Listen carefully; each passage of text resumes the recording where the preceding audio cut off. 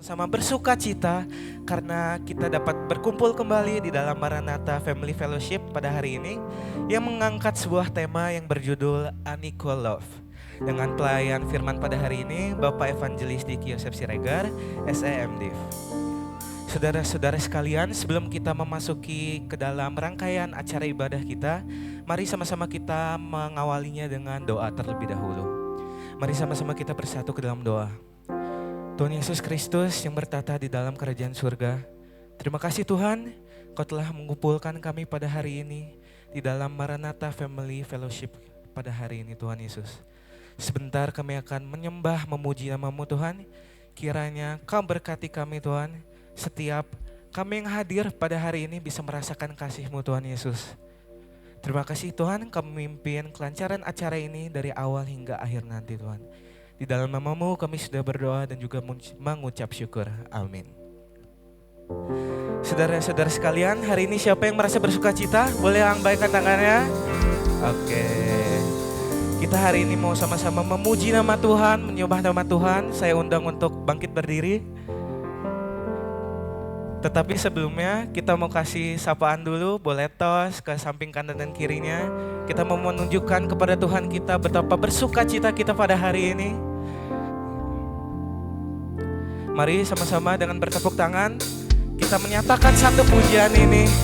Karena Tuhan kita lah yang layak dipuji dan juga disembah. Kita mau sama-sama mengecap dan juga melihat. Karena kasih setia Tuhan itu ada di dalam setiap hidup kita. Kecaplah dan lihatlah. Kecaplah dan lihatlah betapa baiknya Tuhan itu. Rasakan dan nikmati kasih setia Tuhan. Katakan sekali lagi. Kecaplah dan lihatlah betapa baiknya Tuhan itu.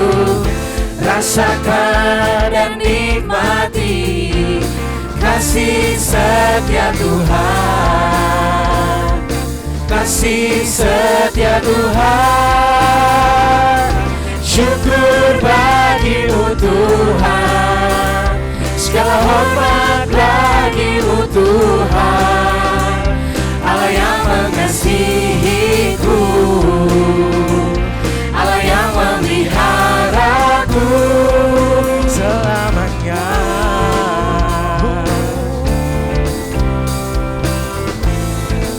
Mari sama-sama kita katakan kecaplah dan lihatlah. Kecaplah dan lihatlah betapa baiknya Tuhan itu. Rasakan dan nikmati kasih setia Tuhan. Katakan sekali lagi. Kecaplah dan lihatlah betapa baiknya Tuhan itu. Rasakan dan nikmati kasih setia Tuhan. Kasih setia Tuhan. Syukur bagimu Tuhan. Segala hormat bagimu Tuhan. Allah yang mengasihiku, Allah yang memeliharaku. Syukur bagimu Tuhan. Syukur bagimu Tuhan. Segala hormat bagimu Tuhan. Allah yang mengasihiku, Allah yang memeliharaku selamanya. Selamanya. Selamanya.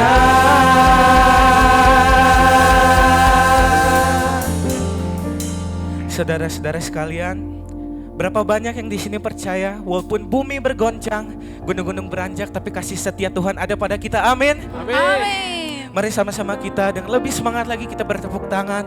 Kita nyatakan bahwa Tuhanlah kekuatan dan mazmurku. Kita mau sama-sama katakan hatiku percaya Tuhan.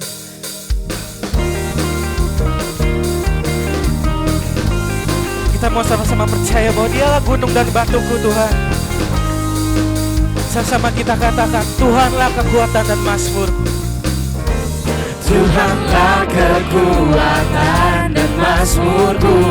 Dia gunung batu, Dia gunung batu dan keselamatanku. hanya padamu, hanya padamu hatiku percaya. Kaulah menara dan kota perlindungan. Sama-sama kita katakan, Ku mau selalu bersyukur, sebab cintamu padaku takkan pernah berubah. Hatiku percaya, walau bumi bergoncang, gunung-gunung beranjak, namun kasih setiamu tak pergi dariku.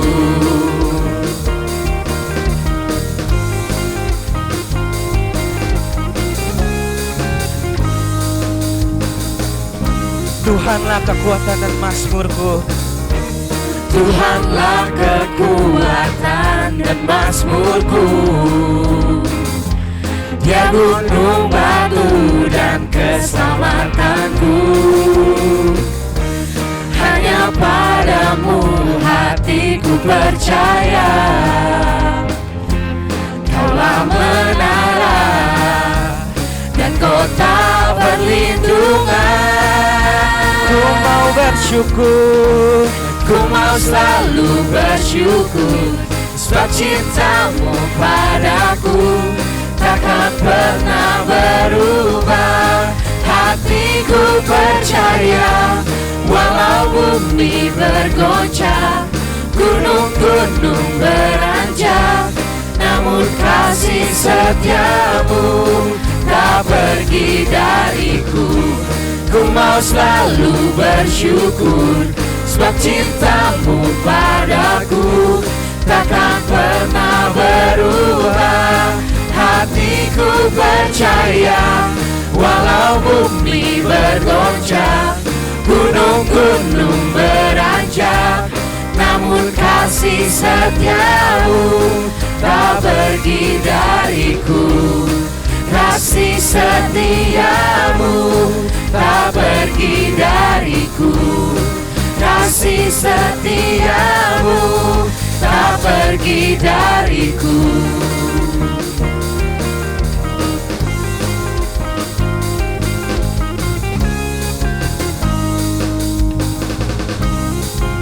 sorak-sorai untuk kemuliaan nama Tuhan kita.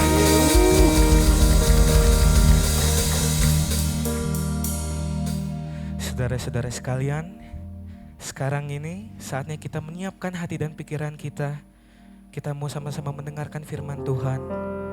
Kita mau sama-sama melihat berapa cukupnya Tuhan Yesus di dalam hidup kita. Betapa baiknya kasih setianya daripada Tuhan kita. He is my reward, Jesus.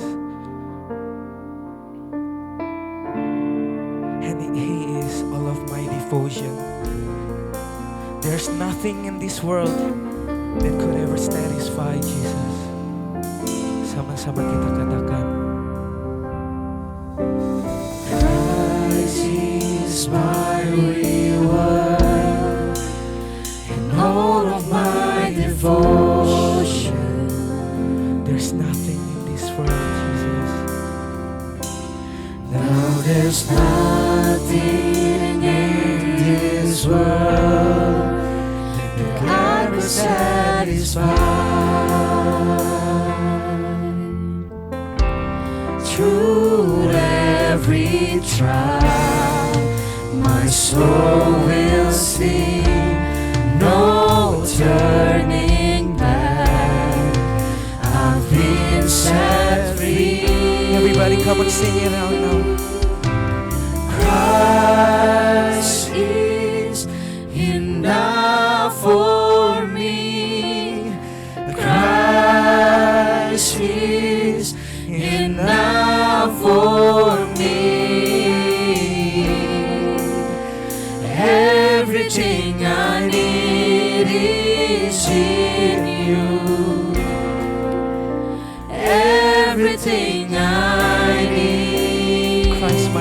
all. Christ my all in all, the joy of my salvation,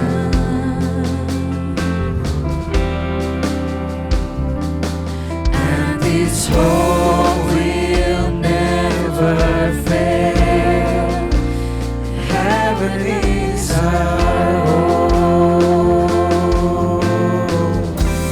Through every storm, my soul will sing. Jesus is King. To God be the glory. Christ is enough for me. Christ is enough for me. Everything I need is in you. Everything I need. Kita sama-sama katakan Christ is enough. Christ is enough for me. Christ is enough for me. Everything I need is in you. Everything I have decided to follow you, Jesus. I have decided to follow Jesus. No turning back. There's no turning back, God. No turning back.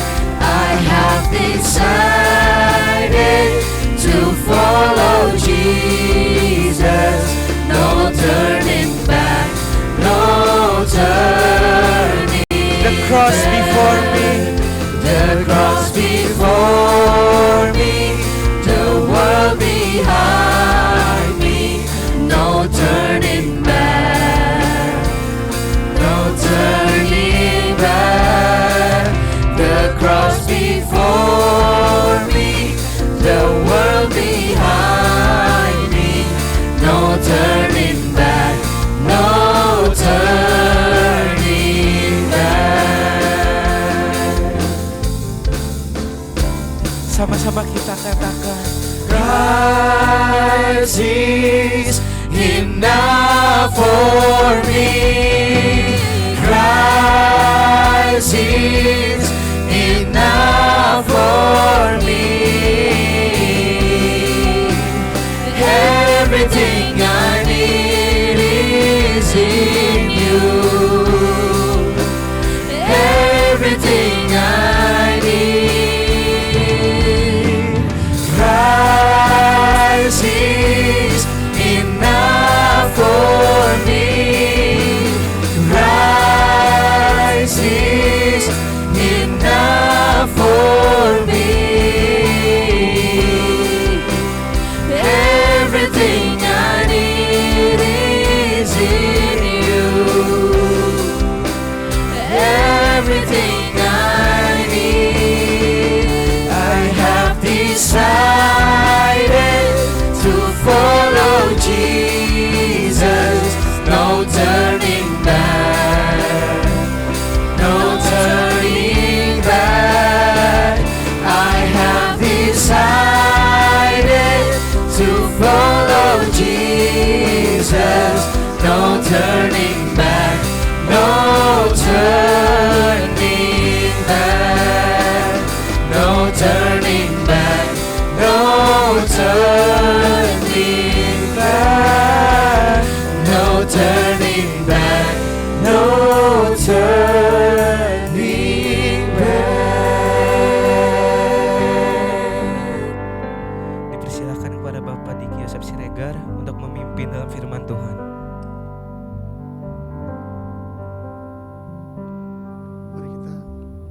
Mari kita masuk dalam doa. Bapa kami yang di surga, kami bersyukur Tuhan jikalau kali ini kami bisa bersama-sama berkumpul dengan Kau Tuhan. Kami bisa sebagai komunitas, ini bisa komunitas Kristen Maranatha bisa berkumpul. Kami masih bersekutu satu dengan lain Tuhan, dan kami percaya ini adalah satu anugerah yang Tuhan berikan setiap kami, sebuah kesempatan yang baik Tuhan. Terima kasih Tuhan jikalau kami boleh mengenal Engkau sebagai Allah kami. Karena Tuhan betul seperti pujian yang kami nyanyikan, tidak ada satupun di dunia ini yang bisa membuat kami merasa puas Tuhan, karena Engkaulah satu-satunya yang bisa membuat kami puas. Terpujilah nama-Mu, kami mengucap syukur karena Tuhan boleh mengurapi hamba-Mu yang tidak sempurna ini. Kiranya Tuhan boleh memimpin ibadah kami dari awal hingga akhirnya. Dalam nama Yesus Kristus kami berdoa. Amin. Cek. Oke, cek 1. Oke. Shalom. Saya sangat senang ya ketika melihat anak-anak muda bisa melayani Tuhan ya. Perkenalkan, nama saya Diki Yosef Siregar. Saya melayani sebagai hamba Tuhan full timer di Sekolah Kristen Gamaliel. Saya juga kerohanian dari unit TK sampai SMA. Dan saya juga aktif di Badan Misi GKI Anugerah. Kami memiliki tempat-tempat pelayanan, salah satunya di Pulau Sumba ya.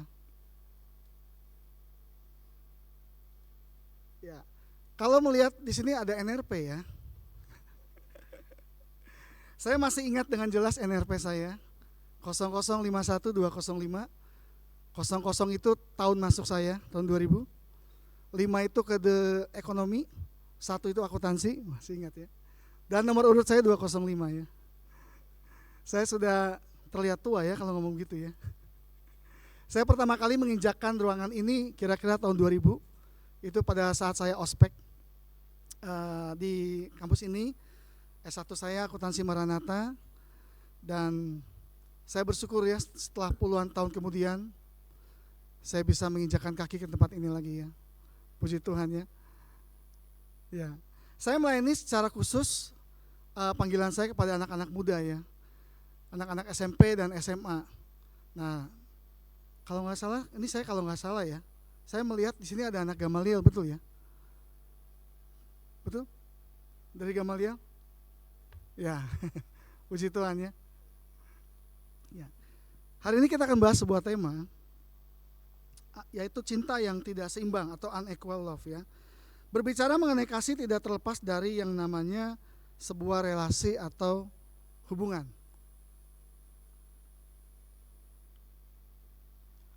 Dalam sebuah relasi mungkin seringkali terjadi kita sudah berusaha memberi perhatian gitu ya kepada orang yang kita kasihi, kita memberikan kesetiaan gitu ya. Tapi seringkali respon yang balik ke kita itu tidak seperti yang kita harapkan ya. Saya pernah punya seorang sahabat dari saya SD ya.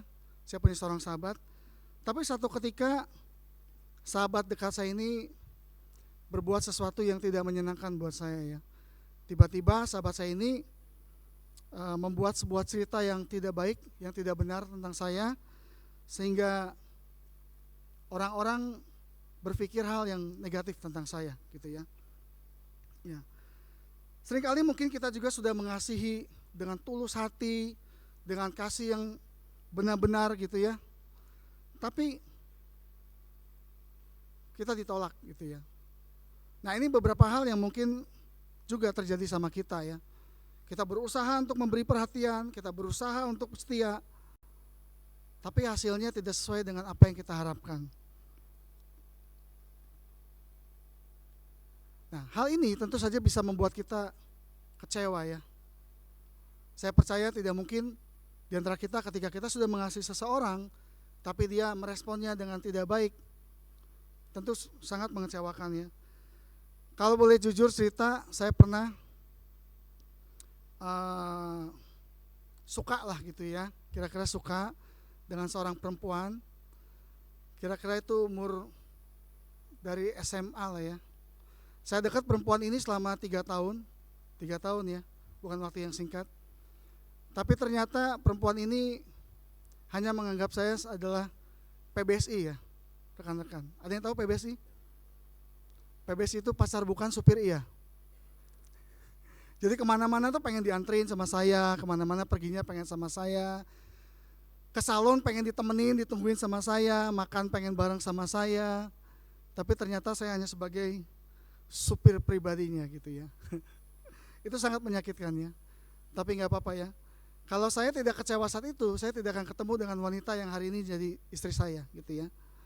Puji Tuhan ya. Saya percaya ketika kita dikecewakan seseorang, Tuhan sudah menyiapkan sama kita yang lebih baik, yang lebih luar biasa dari apa yang kita lihat gitu ya. Ya, mengapa hal ini bisa terjadi ya? Seringkali kita dikecewakan sama hal demikian. Jawabannya adalah manusia tidak sempurna. Kita adalah manusia yang terbatas, manusia yang berdosa tentu saja. Saya percaya di sini tidak ada yang tidak berdosa ya. Kita semua mewarisi dosa warisan dari Adam dan Hawa. Dan oleh karena itu kita menjadi pribadi yang egois. Menjadi pribadi yang semuanya tuh tertuju kepada aku. Bahkan ada seorang hamba Tuhan, ini suatu kebetulan atau tidak ya, ada pernah bicara sama saya, Diki, lihat, dalam bahasa Inggris dosa itu sin. Dan di tengah huruf itu, di tengah kata sin itu ada huruf I. Nah yang membuat kita berdosa adalah I, aku gitu ya, ego. Dan dari bahasa Yunaninya pun ego ya. Ego itu adalah aku dalam bahasa Yunani, I. Nah seringkali itu yang bisa membuat kita jatuh dalam dosa ya. Ketika kita ego, ketika kita mengharapkan seseorang itu harus melakukan seperti yang kita inginkan, kita pasti kecewa. Kenapa? Karena semua orang di dunia ini tidak sempurna ya. Manusia terbatas, kasihnya sangat terbatas. Jujur saya sebagai anak Tuhan sekalipun ya, seringkali saya ingin berharap bahwa ketika saya memberi perhatian saya pada orang lain, saya pengen orang itu juga balik kepada saya, betul ya? Ketika saya mengasihi orang tersebut, saya pengen orang tersebut juga mengasihi saya. Ya. Saya banyak melayani di anak muda usia SMP, dan saya banyak menemukan anak-anak SMP yang terluka dan kecewa gitu ya. Rekan-rekan tahu kecewanya sama siapa? Sama keluarganya. Banyak sekali. Kemarin saya baru saja pulang dari Jawa Tengah, tepatnya Desa Getasan, Kopeng, Jawa Tengah. Saya membawa 14 anak saya ralat karena satu mengundurkan diri. 14 anak SMP ditambah 7 pendamping dari SMA. Saya membawa mereka untuk live in, tinggal di sebuah desa yang bernama Getasan, Jawa Tengah, dengan kehidupan yang begitu sederhana. Jadi satu rumah itu terdiri hanya 2 anak SMP dan 1 SMA, dan kami dibagi ke dalam 7 kelompok. Di sana ngapain? Mereka mengikuti segala aktivitas yang dilakukan oleh keluarga tersebut. Ada yang pergi ke ladang, ada yang pergi ke pertanian, ada yang memerah susu sapi gitu ya. Ini sesuatu hal yang buat mereka menarik ya. Waktu sebelum berangkat, kira-kira 1 bulan sebelumnya ya, saya bilang sama anak-anak ini ya, kalian mau gak ikut saya live in? Wah, live in itu apa Pak? Ya live in pokoknya kalian bisa tinggal di sebuah tempat di luar dari kebiasaan kalian. Ya. Oke, kita ganti ya. Cek. Oke. Lalu saya bilang begini sama anak-anak ya. Tapi saya perlu jujur dulu sama kalian. Saya ajakin kalian live in, itu gak akan ajakin kalian untuk menginap di hotel bintang 5. Saya tidak mengajak kalian ke tempat yang wifi-nya super kencang, saya bilang, karena anak-anak SMP kan masih main game ya. Tapi saya membawa kalian ke sebuah tempat, sebuah desa, kalian tinggal cari sendiri di Desa Getasan. Tempat ini saya jamin handphone kalian tidak ada sinyal. Ya, dan betul ya, sulit sekali ya. Walaupun ada satu provider yang cukup kuat ya, saya bukannya promo ya, kebetulan saya pakai ya, hanya Telkomsel, nah itu hanya itu ya. Hanya Telkomsel yang kuat di situ ya. Saya bersyukur untungnya karena saya harus menghubungi orang tua gitu ya. Saya bilang kalian harus siap sedia, kalian harus mau tidur dengan sangat sederhana. Kalian mandi di tempat kamar mandi yang sangat sederhana. Jadi ini masih tanah ya, rekan-rekan, masih tanah. Kalian tidak akan bisa meminta air hangat di sana untuk mandi. Dan tahu airnya seperti apa? Airnya sangat dingin sekali. Saya pernah nginep di Ciwidey. Ciwidey dingin ya airnya. Nah ini 5 kali lebih dingin dari Ciwidey. Kayak air es ya. Saya seneng ya. Saya memang seneng air dingin ya. Anak-anak ini harus belajar untuk menerima apa yang ada, apa yang di depannya dia. Saya juga tidak bisa ngasih tahu sama dia keluarga apa seperti keluarga seperti apa yang akan kalian hadapi. Yang pasti kalian akan tinggal di sebuah daerah. Okay. Singkat cerita, dari hari Senin kita datang, hari Senin begitu nyampe siang, kami makan siang, kemudian mereka diminta untuk ke rumahnya masing-masing yang sudah dipilihkan oleh majelis setempat. Ya. Jadi satu hari itu mereka benar-benar berbincang-bincang dengan keluarga gitu ya. Singkat cerita, besoknya mereka mengikuti aktivitas. Ada yang suruh nyarit gitu ya, ada yang suruh ke ladang, ada yang diminta untuk membersihkan kotoran sapi ya. Ini sesuatu hal yang menarik buat mereka ya. Suatu hal yang menarik ya. Biasanya mereka hidup di kota besar, kota Bandung, kamar mandinya ada water heater. Di sini harus mandi air dingin. Puji Tuhan gak ada yang sakit. Puji Tuhan ya. Saya selalu bayangin, waduh gimana ya. Saya bawa anak-anak takutnya sakit gitu ya. Ya puji Tuhan.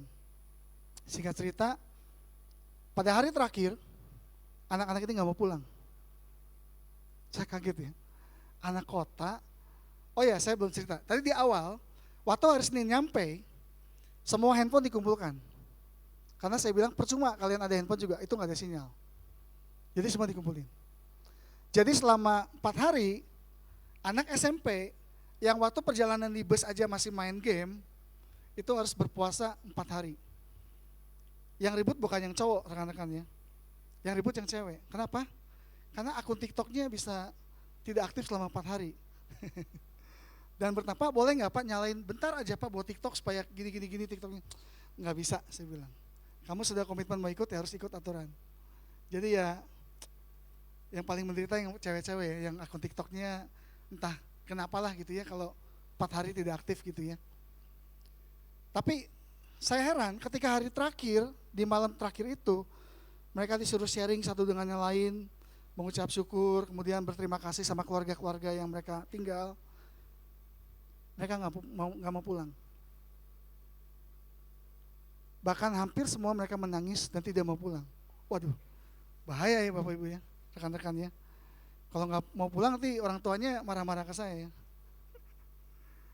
Ya, kenapa? Saya baru tahu ketika mereka disuruh bikin surat buat orang tua.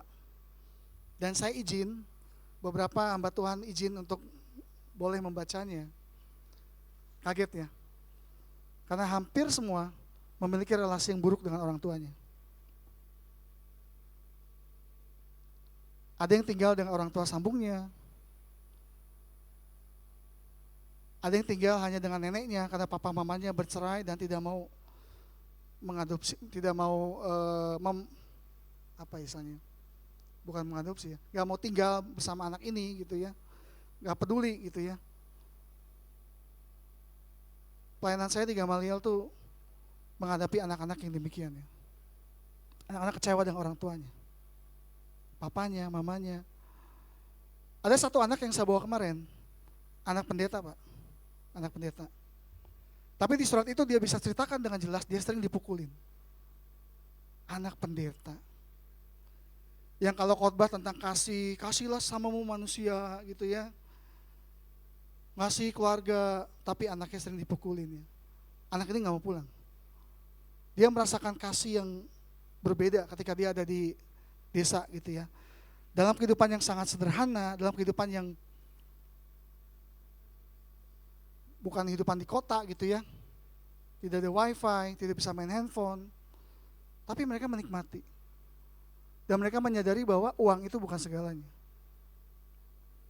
Belum lagi ketika mereka dapat sharing dari keluarga di sana, bagaimana mereka itu hidup hanya dari pertanian, tapi anak-anak mereka bisa kuliah di Solo, di Jogja. Uangnya dari mana? Mereka pun heran. Hanya bilang Tuhan yang menyediakan. Ya. Rekan-rekan sekalian, seringkali kita ketika kita mengasihi, kita pengen orang lain pun mengasihi kita, bukan? Ketika kita berbuat baik sama orang, saya pengen orang itu pun berbuat baik sama kita.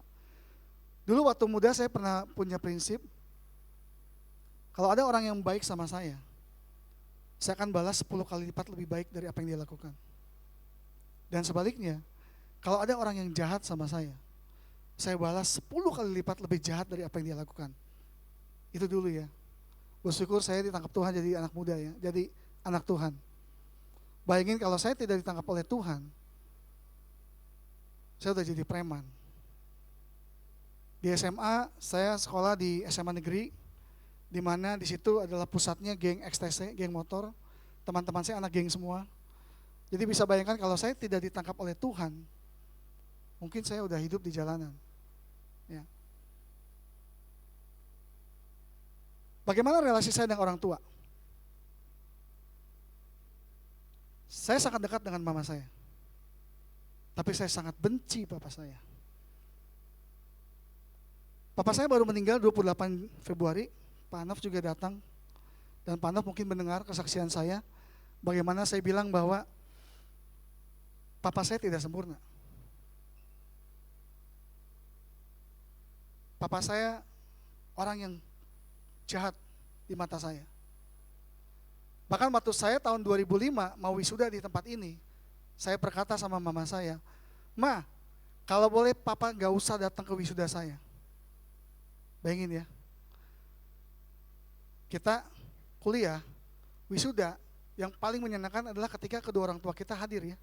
Betul ya? Tapi saya berharap papa saya gak datang saat itu. Karena saya benci banget sama papa saya. Puji Tuhan sebelum saya masuk sekolah teologi, saya sudah rekonsiliasi sama papa saya.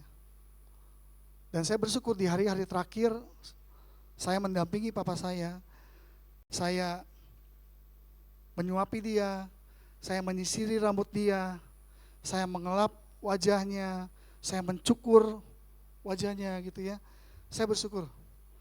Bahkan terakhir kali sebelum hembusan nafas terakhir, saya doakan dia. Dan saya berkata, "Makasih ya Pak, udah jadi papa terbaik."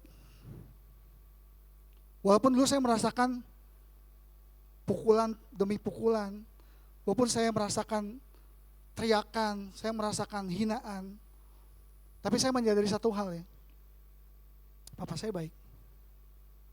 Cara dia yang tidak sesuai dengan apa yang kita harapkan. Demikian cerita daripada anak-anak SMP yang saya layani ya. Mereka seringkali kecewa dengan perlakuan orang tua mereka. Dan saya bisa katakan bahwa papa mamamu itu menyayangi kamu. Hanya caranya saja yang mungkin tidak sesuai dengan apa yang kamu harapkan. Ya. Dulu saya mengharapkan punya papa yang mengasihi, yang terlihat gitu ya. Jujur sampai akhir hembusan nafas terakhir papa saya, sampai hari saat itu terjadi, saya tidak pernah mendengar satu kata pun kalau papa saya bangga sama saya, secara langsung, gak pernah. 2 hari sebelum meninggal, papa saya hanya bilang gini, dia manggil saya itu Dek ya, Dek, mamamu tuh bangga sama kamu. Dalam hati, kenapa gak papa yang bangga gitu ya, saya sedih sekali ya. Mamamu tuh sangat senang kamu jadi hamba Tuhan. Mama saya kebetulan dulu seorang muslim, dulu bukan orang percaya. Ketika mama saya jadi Kristen, mama saya bernazar sama Tuhan. Pengen salah satu anaknya jadi hamba Tuhan. Dan dia doakan. Bagaimana mungkin jadi hamba Tuhan? Saya udah lulus ekonomi, akuntansi Maranatha. Saya sudah punya sertifikat brevet B. Itu idaman akuntan ya, punya sertifikat brevet B. Kakak saya juga sudah lulus sarjana juga. Tapi tahu apa yang terjadi? 2014, bulan Januari, saya kuliah teologi di STT Bandung. Dan saya daftar itu diam-diam.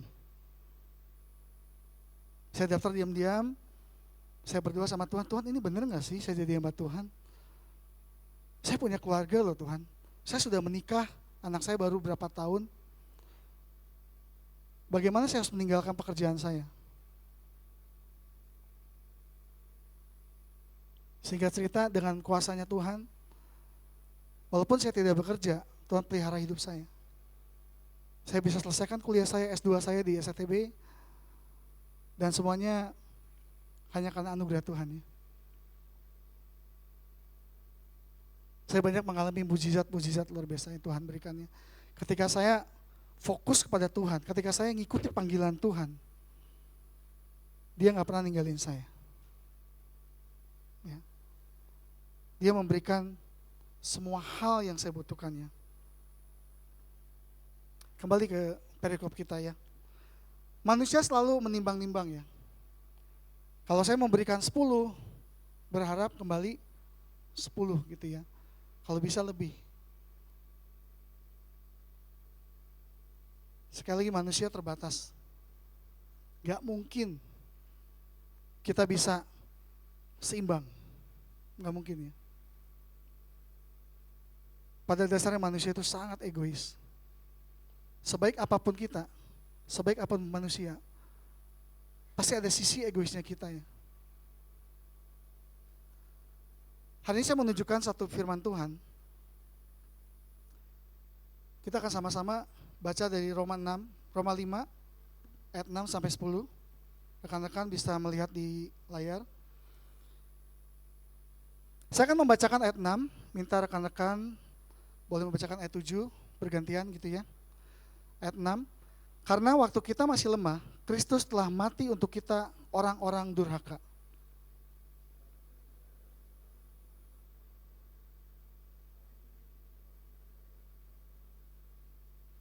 Akan tetapi Allah menunjukkan kasih-Nya kepada kita oleh karena Kristus telah mati untuk kita ketika kita masih berdosa.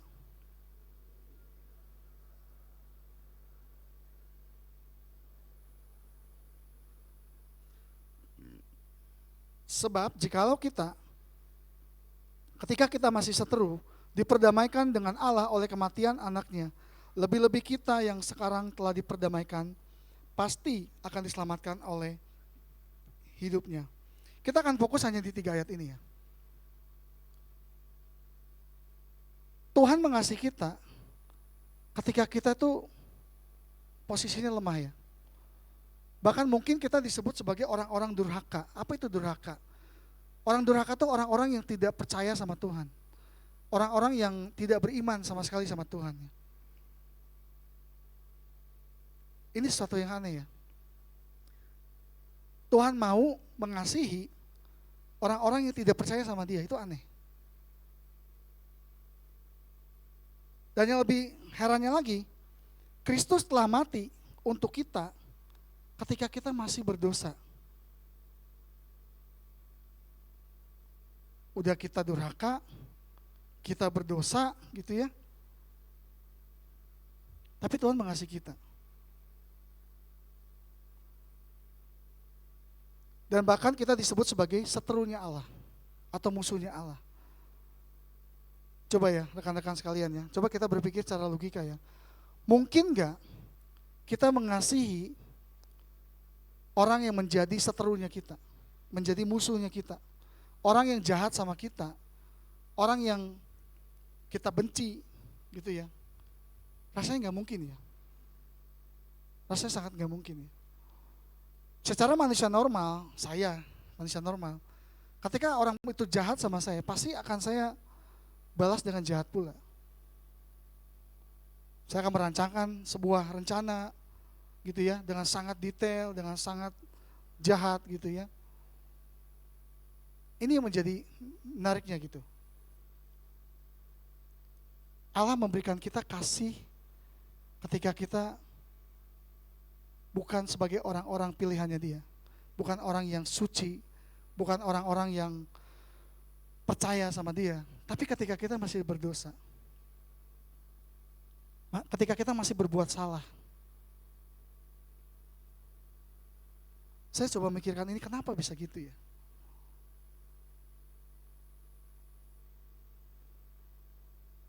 Kalau kita berpikir secara logika manusia yang terbatas, gak akan nyampe. Tapi kita boleh melihat bagaimana Allah ini, Dia punya kasih yang agape, kasih yang tanpa syarat, kasih yang meskipun Dia Allah mengasihi saya meskipun saya lemah. Dia Allah yang mengasihi saya meskipun saya berdosa, saya tidak layak di depan Tuhan. Dia Allah yang mengasihi saya meskipun saya merupakan musuhnya Dia. Ya. Inilah yang disebut dengan kasih yang tidak seimbang ya. Dan memang tidak mungkin seimbang. Tidak mungkin seimbang. Dalam teologi reform ada sebuah istilah dikatakan total depravity. Total depravity adalah diterjemahkan sebagai kerusakan total manusia. Bagaimana kondisi manusia bukan hanya sekedar kurang baik, tapi tidak mampu mengasihi Allah dengan benar. Ketika dosa itu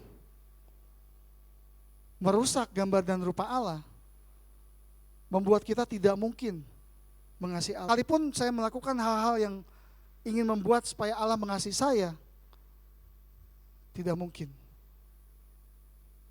Mengapa? Karena ada dosa yang menghalangi. Kata dosa dalam bahasa Yunani itu hamartia, yang artinya meleset dari sasaran. Meleset dari sasarannya Tuhan. Sedikit saja lenceng, itu sudah dosa. Kalau seseorang main panahan, itu kan ada titik di tengah ya. Itu melenceng sedikit saja dari tengah, itu sudah tidak tepat sasaran. Dan karena tidak tepat sasaran itu, karena dosa itu menghalangi kita untuk datang kepada Tuhan. Sehingga kita tidak mungkin datang kepada Tuhan. Saya mau kita mengingat kembali Kejadian pasal 2 waktu Adam dan Hawa jatuh dalam dosa. Ketika Adam dan Hawa makan buah itu dan akhirnya dia berdosa, apa yang terjadi? Adam dan Hawa merasa malu dan pergi bersembunyi dari hadapan Allah. Ketika Adam dan Hawa menyadari bahwa dirinya berdosa, apakah Adam dan Hawa datang sama Tuhan? Enggak. Karena ini kerusakan total, enggak mungkin datang sama Tuhan. Yang datang justru Allah, mencari Adam, Adam, di manakah engkau? Inisiatifnya datang daripada Allah. Kita manusia enggak bisa berinisiatif untuk mengasihi Allah. Karena kita sudah rusak secara total. Kita tidak mungkin mengasihi Allah dengan benar. Hubungan manusia dengan Allah menjadi terputus. Ketika hubungan relasi manusia dengan Allah terputus, ketika kita tidak mampu mengasihi Allah, kita pun tidak mampu mengasihi sesama kita manusia. Bagaimana mungkin kita bisa memberi sesuatu pada sama kita kalau kita tidak memilikinya? Bagaimana mungkin saya bisa mengasihi orang lain tapi saya tidak punya kasih itu? Jawabannya hanya jika kita menerima kasih yang sempurna dari Allah, barulah kita bisa mengasihi sesama kita. Inilah kasih yang sempurna itu ya. Allah melakukan sesuatu yang di luar nalar manusia ya. Ia mati buat orang-orang durhaka. Ia mengasihi kita ketika kita masih berdosa. Bahkan ia sendiri yang mendamaikan, memulihkan kembali hubungan relasi dengan manusia yang rusak itu, dipulihkan kembali dalam Yesus Kristus.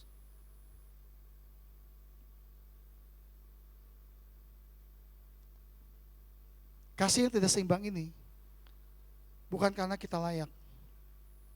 Makanya disebut tidak seimbang gitu ya. Allah mengasihi kita bukan karena kita layak. Kita nggak bisa bilang sama Tuhan, Tuhan, saya sudah melayani Engkau loh. Saya rajin ke gereja loh. Saya rajin perpuluhan loh Tuhan. Ya, itu semua tidak membuat kita layak. Tuhan mengasihi kita jauh sebelum kita melakukan hal itu. Dan bukan karena kita ingin membalas kasihnya Tuhan.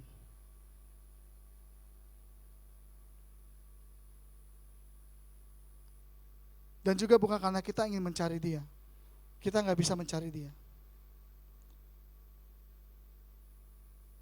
Relasi yang rusak manusia dengan Tuhan itu dihalangi oleh dosa yang gak mungkin ditembus oleh manusia. Ketika manusia tidak dapat datang sama Tuhan, yang paling masuk akal apa? Tuhan yang datang sama kita. Itulah yang terjadi ya. Dan buat saya agama Kristen itu agama yang logik. Ketika manusia tidak dapat menghampiri Allah, Allah sendiri yang menghampiri kita jauh-jauh dari surga. Dia datang ke dunia yang fana ini. Datang ke dunia yang rusak ini untuk mengasihi kita semua.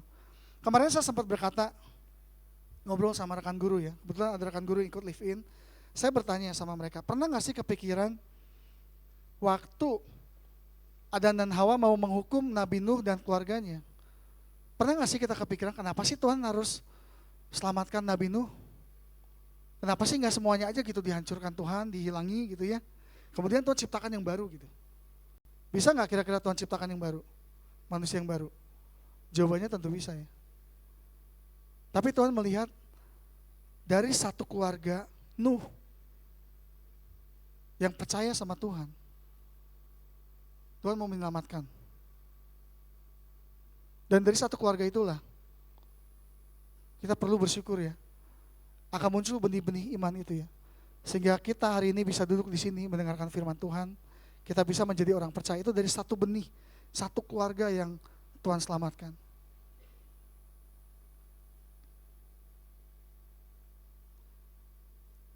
Kasih yang Kristus berikan itu datangnya dari dirinya sendiri ya. Kristus menghampiri kita dan bukan karena respon kita. Saya sering kali sedih ya kalau ada orang berkata bahwa kita harus berbuat baik supaya Tuhan mengasihi kita. Pertanyaannya harus baik apa? Kalau ditimbang perbuatan baik kita sama perbuatan jahat kita, rasanya lebih berat perbuatan jahat kita ya. Sekali lagi ya, manusia itu egois.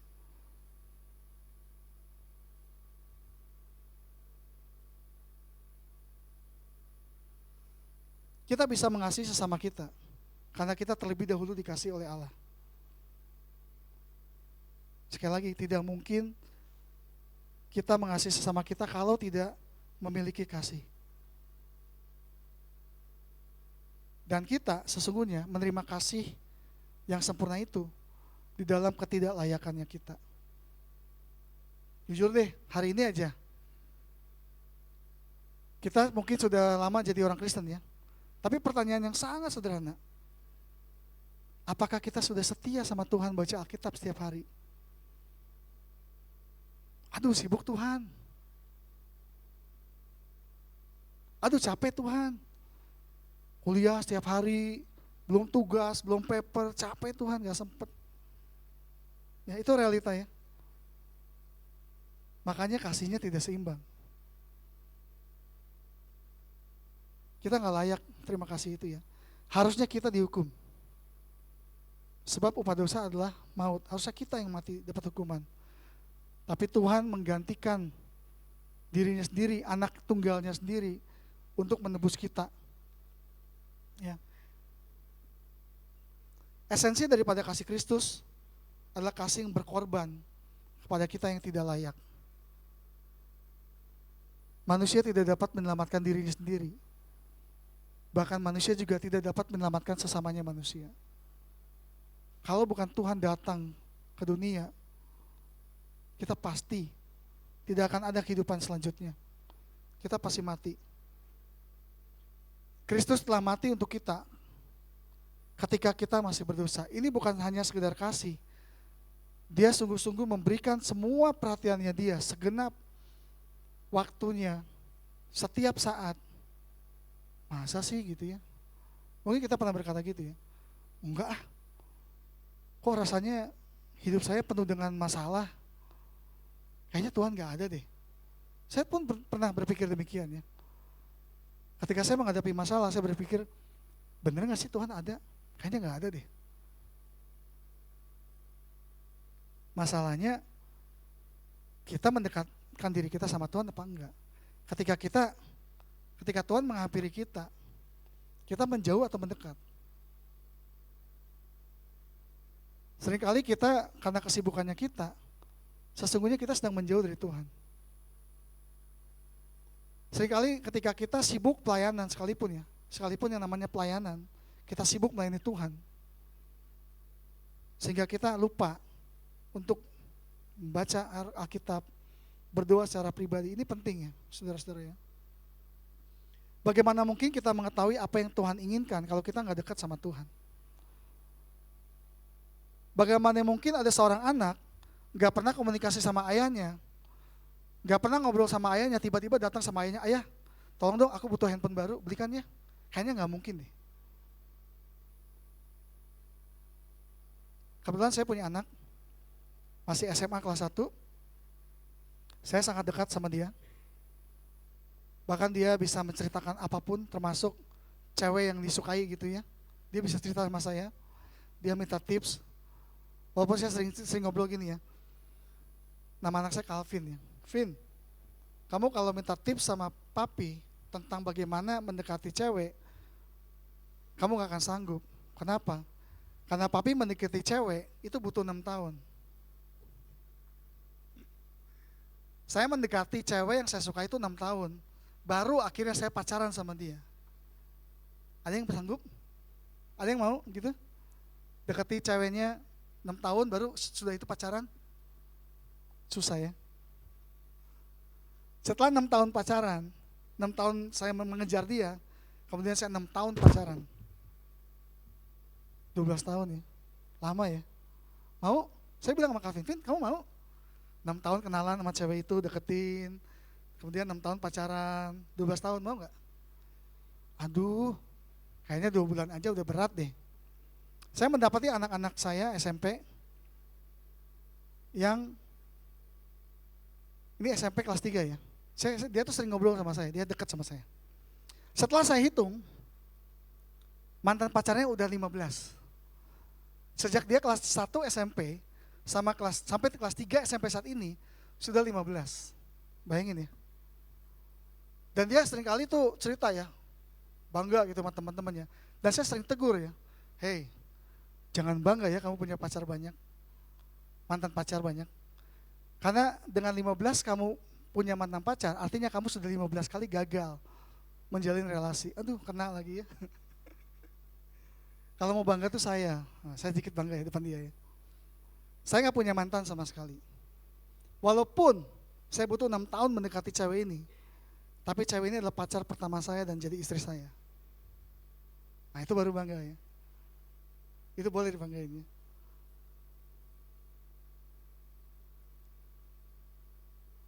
Bayangin ya, anak SMP ada yang sudah 15 kali. Bahkan ada yang 3 kali balikan. Oh ampun, OMG gitu ya. 3 kali balikan gitu ya. Kok gak kapok gitu ya. Ya, itulah. Masih bimbang ya. Saya mendampingi sekitar hampir 80 anak SMP yang saya layani.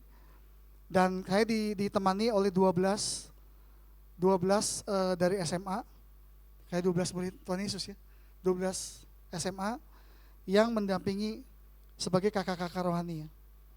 Kami bagi kelompok, kami persekutuan. Saya juga heran ya. Pada permulaan awal tahun kemarin saya membuat fellowship ini,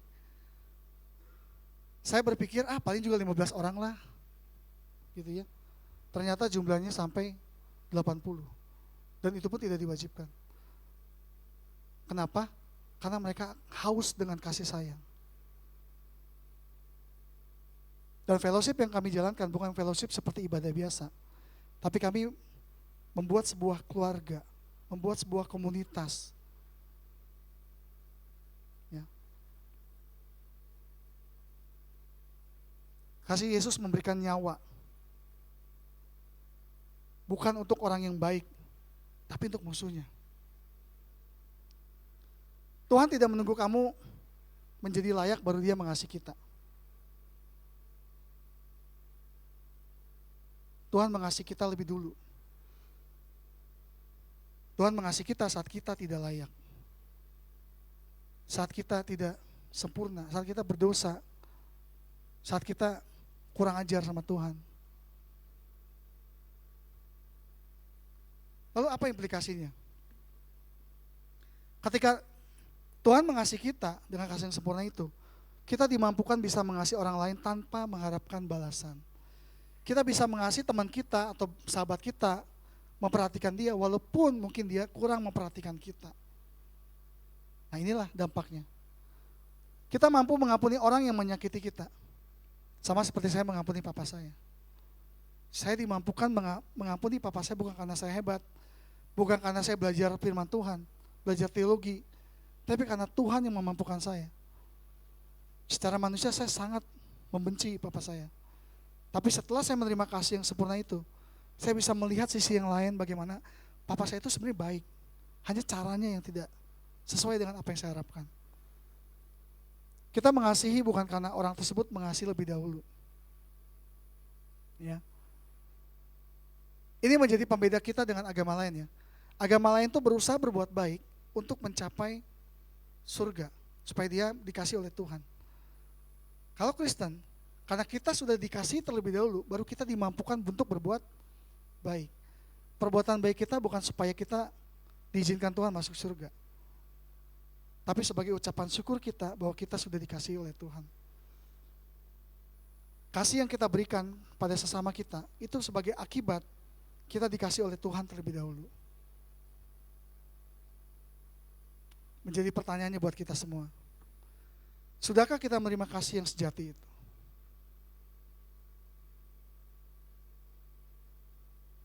Apakah ketika kita menjadi Kristen, itu sudah menjamin bahwa kita sudah mendapatkan kasih itu? Belum tentu. Seringkali kita Kristen hanya karena papa saya Kristen, mama saya Kristen gitu ya. Kakek saya Kristen, maka saya Kristen. Dan saya mendapati banyak sekali di anak-anak SMP yang seperti itu ya. Ketika saya tanya, kenapa kamu Kristen? Karena papa saya Kristen. Cuma itu jawabannya.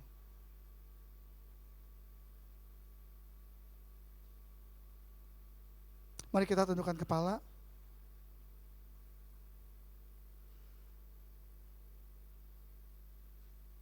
Saya nggak tahu seberapa lama kalian sudah menjadi Kristen, Bapak Ibu sudah menjadi Kristen. Tapi biarlah ketika saat ini kita sudah menjadi orang-orang percaya, orang-orang pilihan Tuhan, kita sudah yakin bahwa kita sudah memiliki kasih yang sempurna itu. Karena tanpa kasih Tuhan, semuanya akan menjadi sia-sia. Tanpa kita mendapatkan kasih yang sempurna itu, seluruh hidup kita akan menjadi percuma. Kita hanya menjalani rutinitas belaka tanpa ada hal yang luar biasa yang Tuhan berikan setiap kita.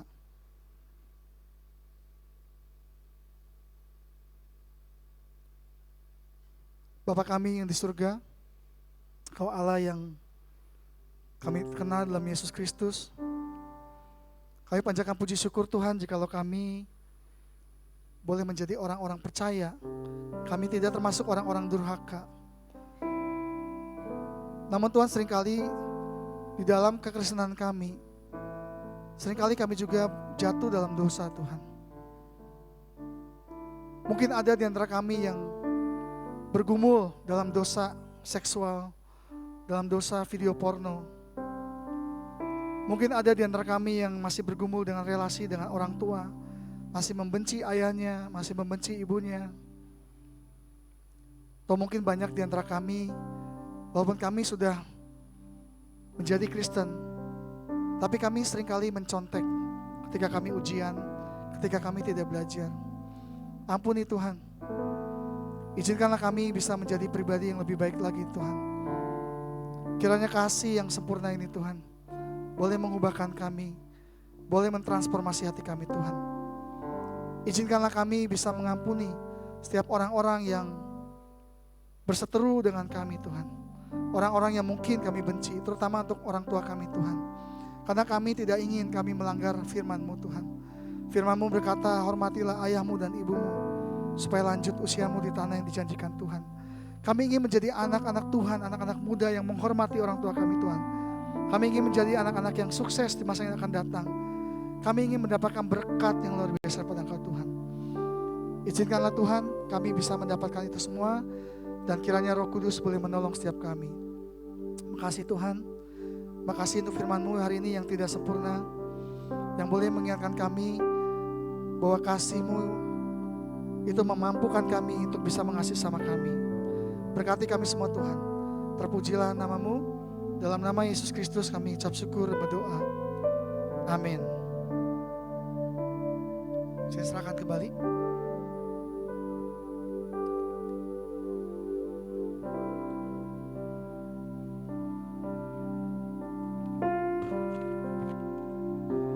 Ya, terima kasih kepada Bapak Evangelis Diki Yosef Siregar SMDIF atas pembawaan firman Tuhan hari ini.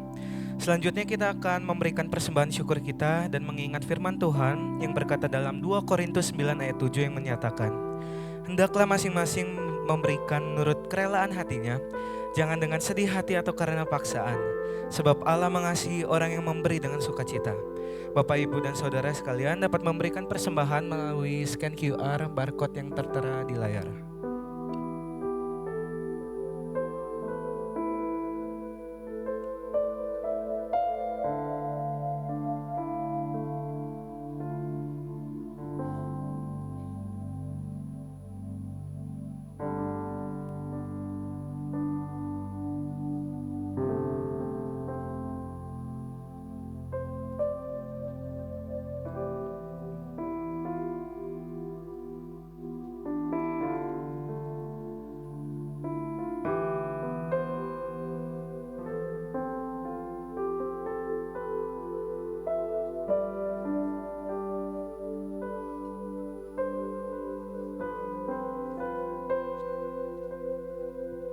Selanjutnya ada pengumuman. Untuk yang pertama, ibadah Prapaskah Universitas Kristen Maranatha akan dilaksanakan pada tanggal 10 April 2026 dengan tema Free from the Shackles of Ego yang dilayani oleh Pendeta Firdaus Yohanes Niman, SSI MSI Theo. Lalu untuk pengumuman yang kedua, ibadah Paskah Universitas Kristen Maranatha akan dilaksanakan pada tanggal 17 April 2026 pukul 10 sampai dengan selesai dengan tema Through the Eyes of God yang dilayani oleh Pendeta Ferawati Hia SSI Theo yang berlokasi di Auditorium Maranatha. Dan yang terakhir, kami semua mengajak hadirin sekalian untuk mengisi link evaluasi Maranatha Family Fellowship ya melalui scan QR yang tertera di layar.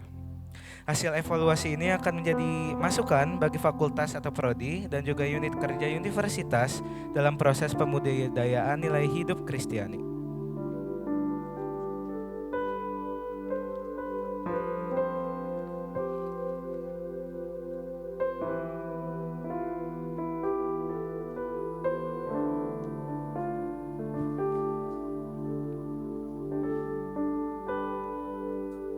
Saya undang kita semua boleh bangkit berdiri.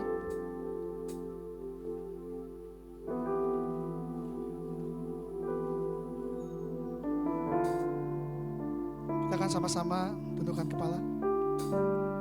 Sekali lagi Tuhan, kami berdoa mau menutup ibadah kami pada pagi hari ini. Kiranya Tuhan boleh memberkati setiap kami semuanya.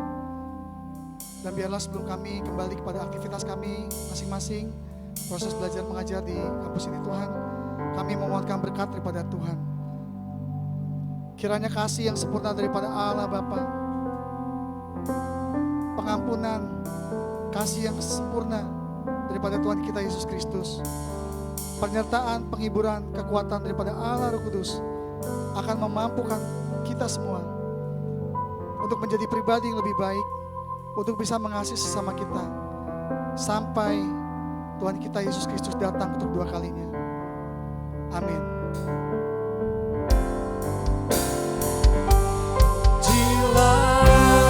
Tuhan Yesus ditinggikan di atas pujian, dari dalam lubuk hatiku ku sujud dan berterima kasih.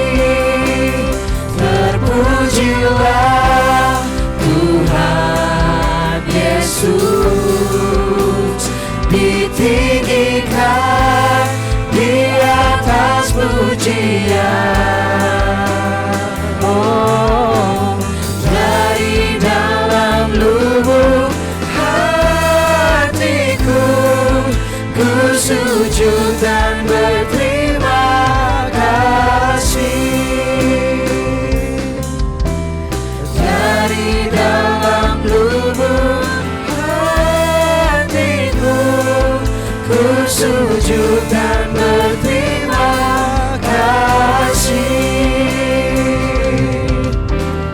Dari dalam lubuk hatiku ku sujud dan berterima kasih. Ibadah telah selesai, saudara-saudara sekalian dipersilakan duduk kembali dan mengambil saat teduh.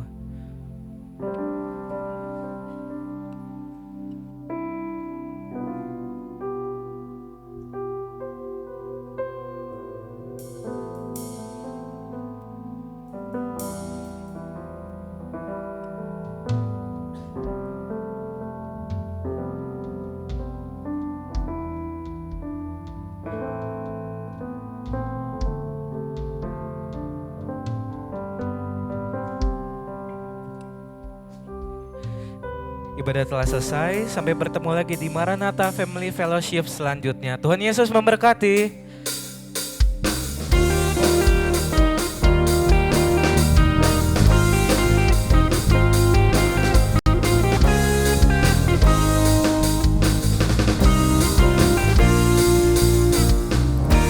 Tuhanlah kekuatan dan mazmurku, Dia gunung batu dan keselamatanku. Hanya padamu hatiku percaya, Kaulah menara dan kota perlindungan. Ku mau bersyukur